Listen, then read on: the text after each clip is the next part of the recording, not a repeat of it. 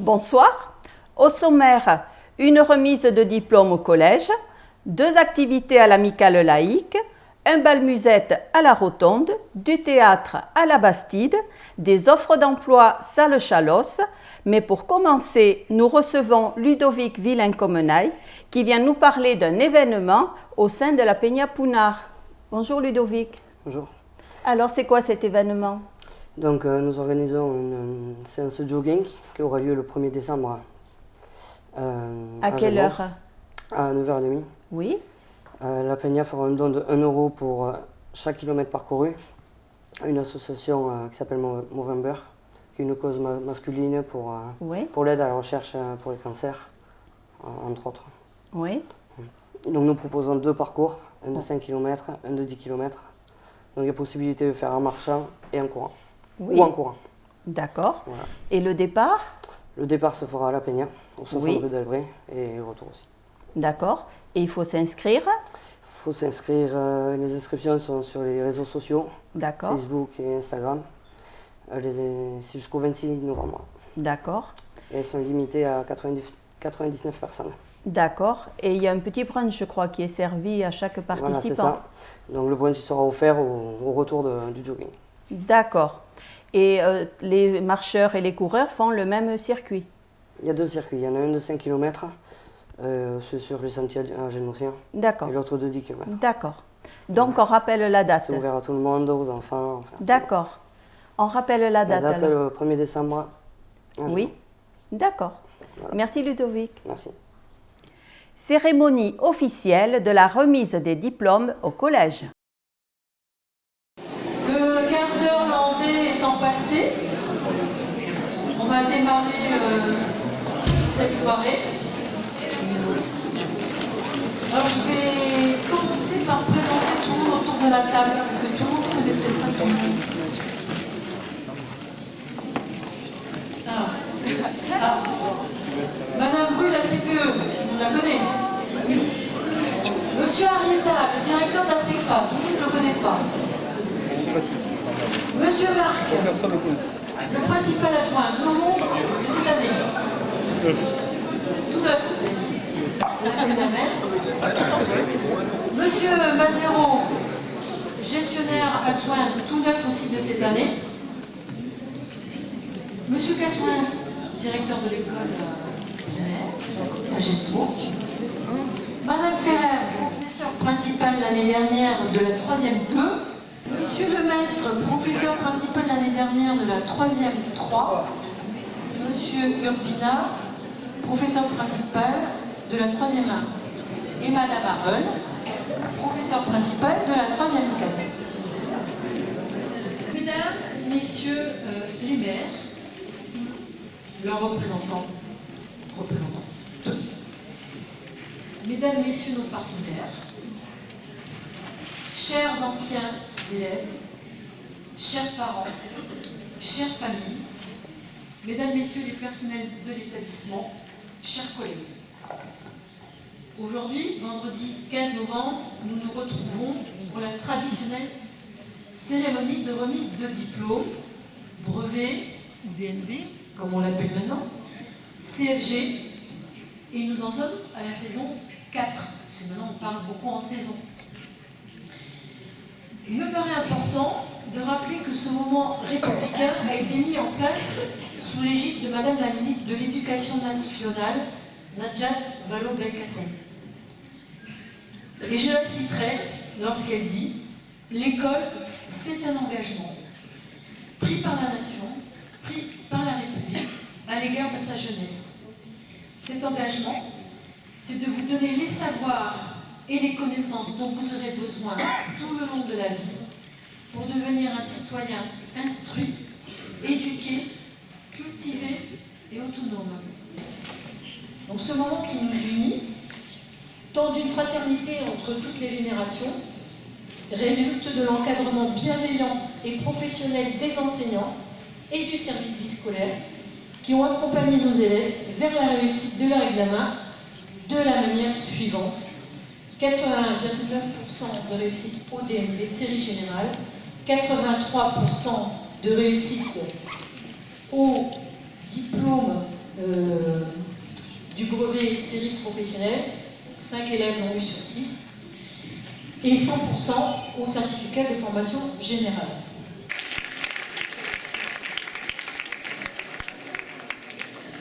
Ensuite, Michel Océane.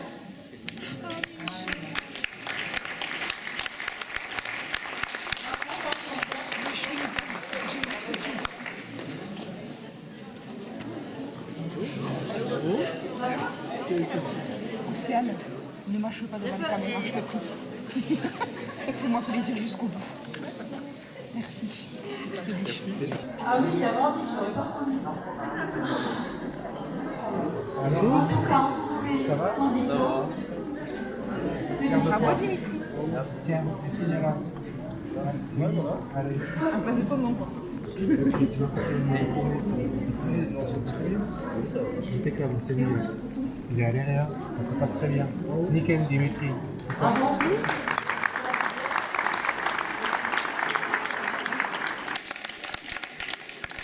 Père Emma. Oui, elle est là. Mention très bien.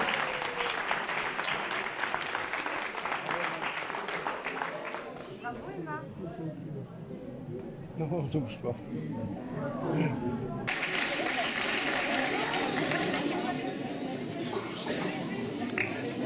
Ça concerne plus précisément tous les élèves de 3e 4 qui ont participé au plus près au projet Culture en Herbe l'an dernier, ainsi que pour certains de leurs camarades qui s'étaient occupés d'animer la soirée, comme Valentin, que vous avez déjà vu tout à l'heure, d'écrire des textes sur les diaporamas qui ont été diffusés sur l'écran du cinéma, de parler de lire ces textes, et les élèves musiciens également.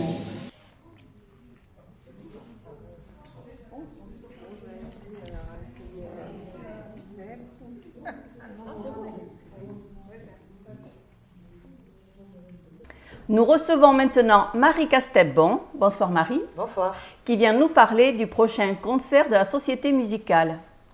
Alors ce concert, il a lieu quand?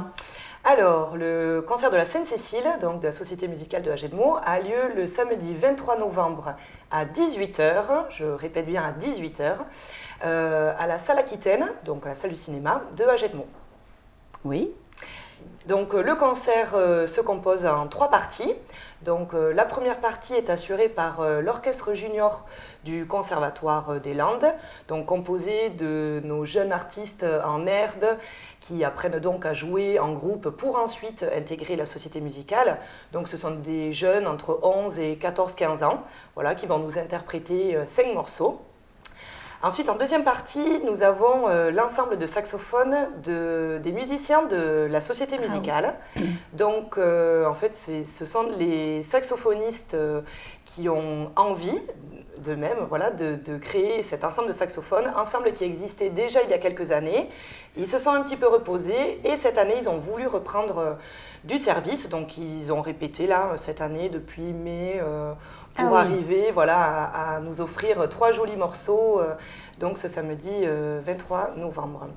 Et enfin, et bien évidemment, la Société musicale va jouer son concert de la Sainte-Cécile. Et cette année, pour thème, nous avons le Tour du monde. Donc, on va voyager, on va prendre l'avion, on va voyager, on va passer par plusieurs continents avec des sonorités musicales très différentes, africaines et arabes, asiatiques et bien évidemment européennes. On va passer par plusieurs pays d'Europe et notamment la France, bien évidemment. Bien sûr. Voilà. Donc, à quel endroit? Donc ça se passe à la salle Aquitaine, à 18h à Hagedmo. Oui. Voilà. Donc, la date? Donc, c'est le samedi 23 novembre. Voilà. Et nous faisons un second concert chaque année. Enfin, depuis quelques temps, en fait, on se déplace dans les villages proches d'Hagedmo, puisque bon, c'est vrai qu'on répète beaucoup, donc c'est dommage de ne faire qu'un seul concert à Hagedmo. Et puis, on a envie de se délocaliser un petit peu, d'amener la culture et donc la société musicale dans les petits villages aux alentours d'Hagedmo.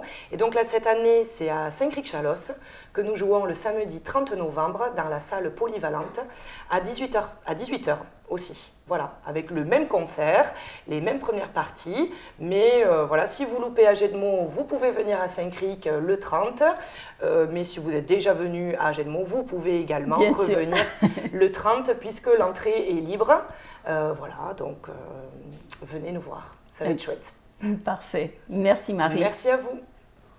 Jeudi matin, à la Maison des Associations, Pôle emploi avait organisé un job dating pour mettre en relation les employeurs et les demandeurs d'emploi du secteur. Stéphanie Truche, conseillère entreprise au Pôle emploi de Mont-de-Marsan. Donc aujourd'hui nous avions organisé un job dating avec les entreprises locales du territoire. Donc nous avions le Grenier des gastronomes et d'Andieu d'Agetmo et nous avons l'entreprise Lafitte qui est présente de Montaut. Donc l'intérêt c'était que les entreprises puissent venir sur le territoire où nous avons les candidats et que les candidats du coup viennent rencontrer toutes les entreprises directement. Beaucoup de postes sont à pourvoir, du contrat saisonnier, du CDD, mais il y a également des CDI sur différents postes, que ce soit sur des postes opérationnels, on va dire production agroalimentaire, mais pas uniquement. Il y avait des postes de chauffeurs ou sur des postes d'assistante commerciale, des choses comme ça. Donc on a vu un petit peu de monde ce matin. Donc on a eu, je crois, une quinzaine, vingtaine de personnes depuis ce matin à 9h30 et on attend encore du monde. Et lors de la fête de la chaise, il y avait eu des offres d'emploi aussi. Les entreprises du siège n'ont pas été conviées à cette... Alors aujourd'hui, c'était spécialisé sur l'agroalimentaire au vu de la saison qui est en cours. Voilà, c'est pour ça que nous avons mobilisé uniquement les entreprises du secteur agroalimentaire qui pouvaient être disponibles aujourd'hui. Certaines qui recrutent, malheureusement, n'avaient pas la possibilité de venir. Donc voilà, c'est une opération qu'on débute, c'est la première de ce genre. Et si ça fonctionne bien, on réitérera l'opération. Ça peut être aussi sur d'autres secteurs, bien sûr. Bien sûr. Écoutez, je vous remercie. Merci à vous. Donc, bonjour, Sandrine Ferreira de la Maison Olivier d'Andieu. Donc, je participe aujourd'hui à la matinée recrutement Pôle emploi sur les métiers de l'agroalimentaire. Donc à la Maison d'Andieu, nous sommes en recherche d'ouvriers polyvalents et en particulier sur la partie abattage en vue de CDD pour l'abattage et le traitement des volailles festives, mais aussi en vue de CDI à partir du mois de janvier pour renforcer notre équipe et nos équipes au niveau de l'usine. Et combien il y a de postes à pourvoir à peu près ? À ce jour, il y a 3 postes à pourvoir en CDI au niveau de l'abattoir. Il y aura également des postes au niveau des expéditions, mais nous sommes pourvus d'une dizaine de CDD qui a commencé il y a déjà 15 jours pour travailler en 2-8 à partir de la semaine prochaine sur ces postes-là. Et vous avez eu des candidats ce matin ? Oui, donc aujourd'hui j'ai rencontré une petite quinzaine de personnes avec des profils tout à fait différents et avec des personnes prêtes à essayer, des personnes intéressées, des personnes pas intéressées, voilà. Mais ce qui permet ce type d'action permet d'avoir une personne avec le CV et de ne pas avoir que le CV. Très bien, je vous remercie. Merci beaucoup, au revoir. Nous recevons maintenant Chantal Marty et Michel Marsan, bonsoir, qui vont venir nous parler de la PACEM. C'est quoi la PACEM ? Eh bien, c'est une course relais qui est organisée pour la 2e fois et qui traversera notre ville le 2 mai 2020. Elle est faite pour obtenir des fonds qui serviront à aider des projets qui œuvrent dans le développement et la défense de la langue et de la culture gasconne. Et alors justement, le gascon, il intervient comment là dans cette course ? Alors, nous allons recevoir dans les gens, et c'est un long parcours qui va plus long, je crois qu'il y a 400 km au moins. 600 cette année. 600 cette année. La première édition, donc, 400. Et cette longue course, c'est par étapes évidemment, et on va vendre, comme on fait là tout à l'heure, on a vu les gens de la Pounard, on vend les kilomètres, voilà. Oui. Et donc c'est pour récolter donc de l'argent, et comme on dit, on va essayer de les recevoir ici, ils passent à Agenmo, et donc on va essayer de les voir de les recevoir le mieux possible, voilà. Et surtout, c'est créer du lien entre les différents territoires, puisqu'elle part de Pau et elle arrivera à Anglette.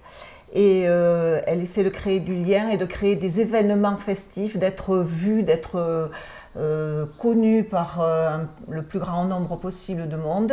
Et ensuite, eh bien, effectivement, dans chaque territoire qui a une portion à organiser du parcours, eh bien c'est à eux de trouver les événements et qui vont être autour de cette langue. Et avec des chants, des jeux, ça sera sûrement très très varié. Et ensuite, eh bien, ce sera l'occasion d'utiliser des mots en gascon. L'idéal serait que les gens repartent en sachant dire, même s'ils ne sont pas du tout gascons, eh bien, qu'ils puissent dire adichat, hidipute peut-être, ou macaré, ou enfin bref, même un tas de mots comme ça, et qui passent et qui sont le relais et qui seront connus d'un peu tout le monde. Voilà. Et alors, je crois que vous avez besoin de monde pour chanter. Et voilà, nous autres, qui allons chanter et qui sera à l'amicale laïque, le dissabte, des 9h30 à mi-jour. Oui, alors je vais reprendre ce que dit Michel, peut-être. Donc, effectivement, on va faire une cantère, c'est-à-dire qu'on va réunir le maximum de personnes qui ont envie de chanter, qui ont à cœur de défendre toujours, pareil, la culture gasconne et qui viendront chanter en gascon. Donc on va commencer par une première séance samedi 30 novembre à partir de 9h30, de 9h30 à midi je pense, et qui se déroulera à l'amicale laïque. Et cette cantère se répétera une fois par mois à peu près jusqu'au mois de mai. Jusqu'au mois de mai, voilà. Donc on fait appel à toutes les bonnes volontés. Voilà. Adichat à tous, non, mais qui van m'aider. Che veiram. Voilà, voilà, s'il y a personne qui voulait canter, van m'aider. Très bien, merci beaucoup. Eh bien, merci, et merci à tous. Au revoir. Gros succès pour le bal musette du comité des fêtes dimanche à la Rotonde.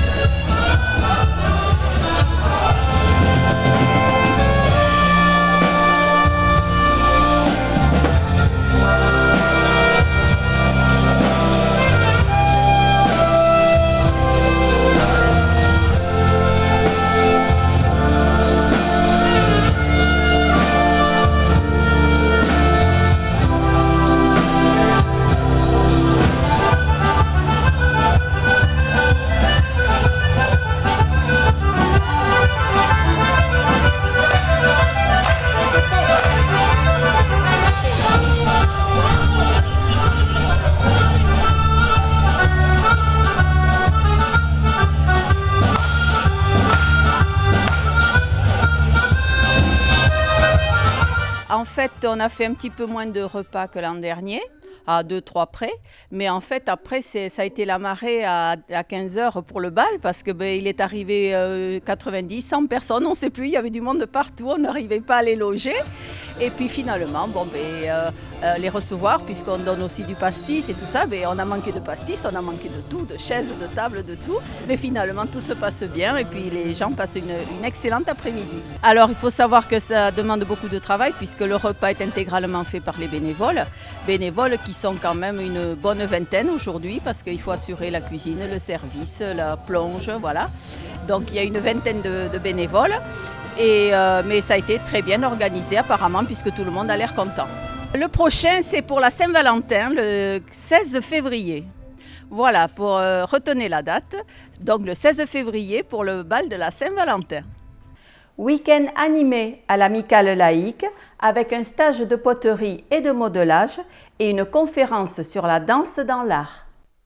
Pendant le week-end dernier, 12 stagiaires se retrouvaient dans l'atelier poterie et sculpture de l'amicale laïque. Originaires de toute la région, certaines venues de très loin, puisque l'une d'entre elles était de Perpignan, elles ont travaillé sous la houlette de Pierrot Marsan, réalisant en 2 jours des œuvres spectaculaires. L'animateur s'est livré aussi à une démonstration de tournage. C'est le centrage, et c'est la phase la plus importante en poterie. faut tourner. Alors, tu te cales bien les coups de corps. D'accord, tu vois? C'est-à-dire pour éviter de travailler comme ça. Tu prends la boule entre tes mains, tu te mouilles bien les mains par contre. Et là, il faut serrer de toutes parts, tu vois, pour maîtriser. Ah oui, d'accord. Tu vois? Là, c'est centré. Il faut se le faire un peu ça. Voilà. Oui. On est forcément... Alors, maintenant, vous les centrez. Les peintres, autrefois, Je mets la main gauche. La main gauche. Je me sers du pouce comme bille et avec l'intègre de la main droite. Mais oui, mais tu utilises ce que tu apprends. Voilà. J'enfonce mon doigt. Je creuse. Oh bah oui. Voilà. Je vais tirer vers moi pour l'appuyer.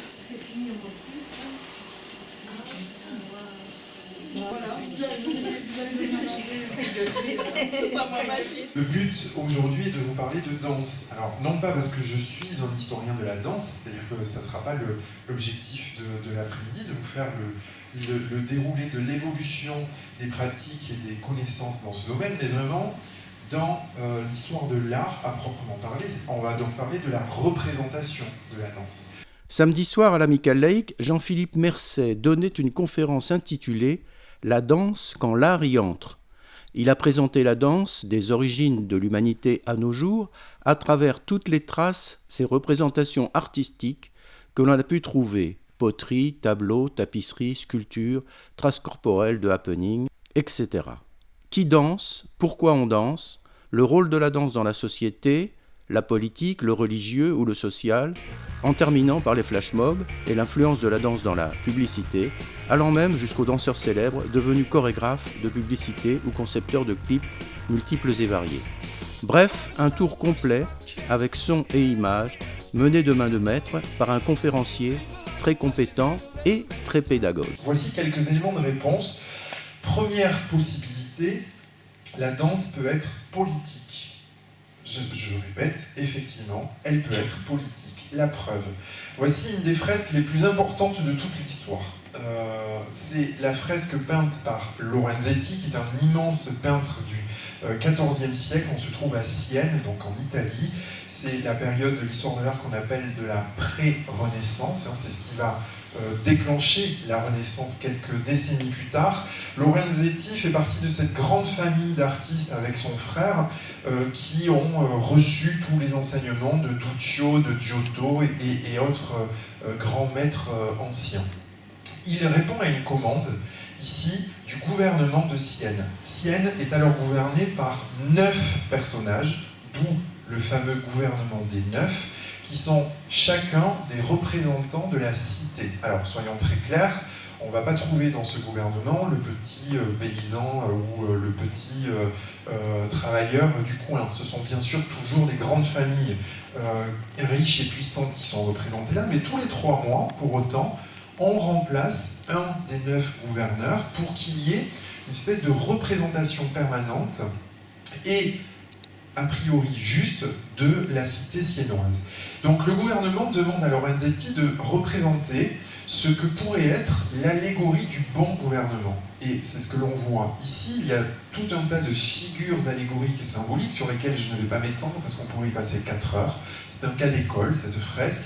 Et ici, il y a toutes les transformations dans la cité que ce bon gouvernement peut opérer et justifier. Voici donc le panneau en question où on voit donc dans ce XIVe siècle siennois comment la ville de Sienne est idéalisée par le peintre. Et parmi tous ces détails qui sont extrêmement intéressants de l'ordre de l'enseignement, de l'ordre du commerce, ou encore de faits sociaux, puisque c'est un mariage que l'on devine, il y a surtout au centre de la composition, ici, une scène particulièrement intéressante, c'est une danse. La danse est montrée par Lorenzetti avec ces personnages qui se tiennent par la main, vous les voyez, et qui sont dans une file très nette, et ici il y a une boucle qui s'opère. Certains historiens verraient dans la forme dessinée par la danse le S de la ville de Sienne. Cette danse, ça s'appelle une rida, c'est une danse codifiée médiévale que l'on connaît encore aujourd'hui. Et on peut observer que Lorenzetti ne fait pas n'importe quoi, puisqu'il suffit de les compter, nos danseurs, 1, 2, 3, 4, 5, 6, 7, 8 et 9. Celui-ci étant un chanteurs, musiciens, 9 danseurs, parce que le gouvernement des 9. Vendredi soir, la salle de la Bastide était pleine pour la représentation de la pièce de théâtre. Alors, on fait quoi maintenant? Par les polissons de Narros.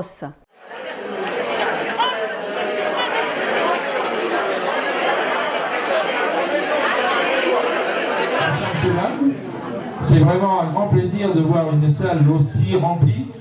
Alors, il faut savoir que la commune de la Bastide a déjà réinvesti par rapport à l'année dernière 40 chaises. Donc l'année prochaine, c'est pas 40 chaises qu'il faut qu'ils fassent, c'est qu'ils poussent les murs un peu. Bonsoir à tous. Et bien sûr, c'est impressionnant de voir cette salle remplie. Et je vais vous dire quelque chose. C'est la première fois que je déplie toutes les chaises. Bon, je vous souhaite une très bonne soirée. Place au théâtre maintenant. Et nous, on va se faire applaudir derrière. Merci.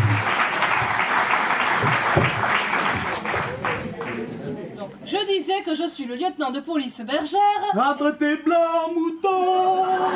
Les moutons, ça crotte partout. C'est un fait, les moutons. Martin, ferme-la. Dites, il n'aurait pas besoin d'un peu de repos, votre ami.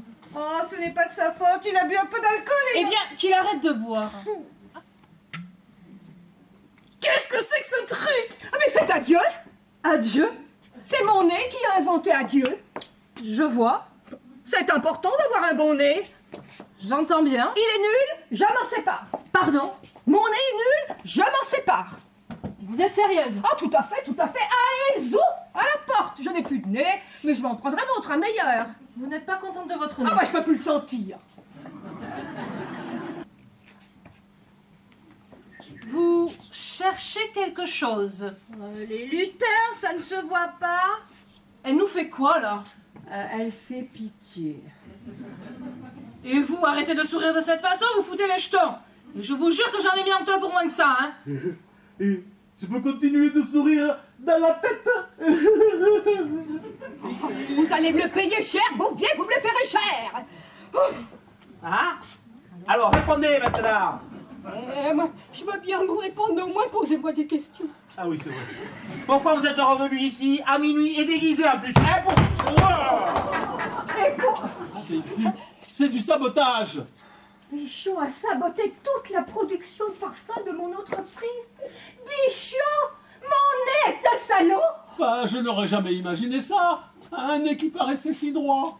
Mais En fait, il devait essayer de ruiner votre entreprise. Ben, un nez qui coule, ça arrive souvent, hein. Bah ça alors. Et puis vous divaguez tout le temps dans cette famille. Vous faites un concours ou quoi? Je vais tous vous embarquer et ça va pas tarder, hein. Mais quoi? Elle voulait nous enfermer. Et de vous à moi, elle me gonfle depuis le début, celle-là. 8 sur 8, c'est la performance de ce début de saison du Coteau du L'Œil qui s'est imposée sans trembler face à la JA Oloron.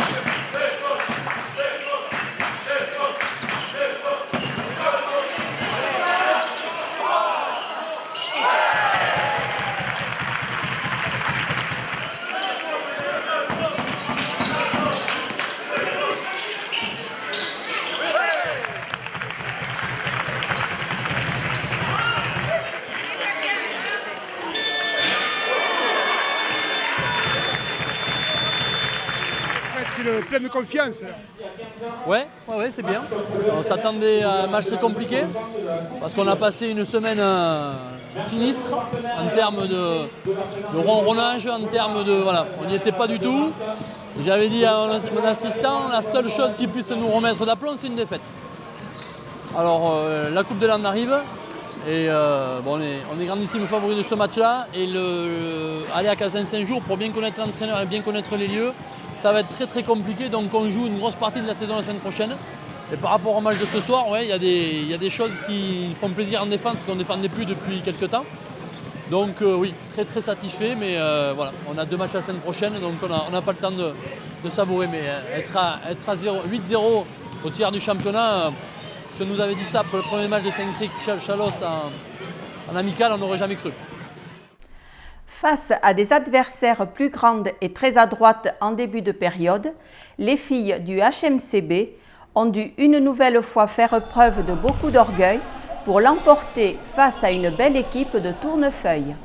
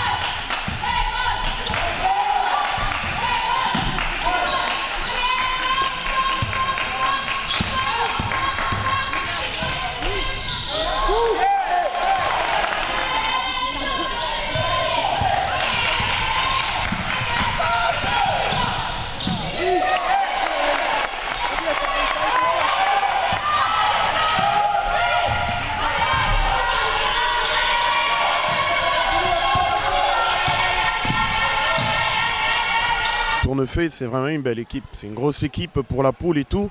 Il y a beaucoup d'arguments, beaucoup de densité en face. Donc on savait que ça allait être très compliqué. On est proche cet après-midi, donc vraiment un bon match. Ouais. C'est toujours difficile. Face à de la densité, il faut qu'on arrive à trouver... nous, on joue sur de la vitesse. Donc c'est compliqué quand on a autant de densité physique en face. Mais je trouve que les filles, elles ont très bien réagi, oui.